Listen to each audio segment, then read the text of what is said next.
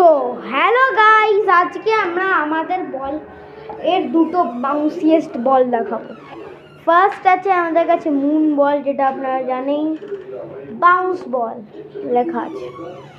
আর এটা হচ্ছে অ্যারোবোট Sonic bounce বল। এটা হয়তো আপনারা আমি হয়তো ভিডিওতে দিইনি। তো এটা আমি আজকে দেখাচ্ছি। এই দেখুন, এটা সনিক বাউন্স বল। এটা ওয়ার্ল্ড হাইয়েস্ট জেম বল।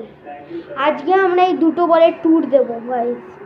দেখে নিন এই দুটো বল। ফার্স্টে লোয়ার বাউন্স টেস্টও করবো, দেখি করি।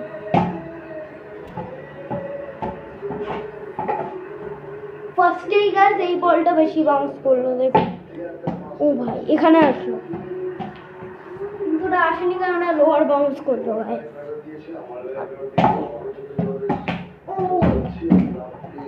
যতই স্প্রিং লাগিয়ে নেয়,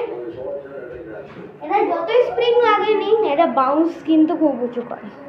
দেখে নে, এখনো উঁচু আসছে। ও এখনো উঁচু, বারবার এটা উঁচুই আসছে।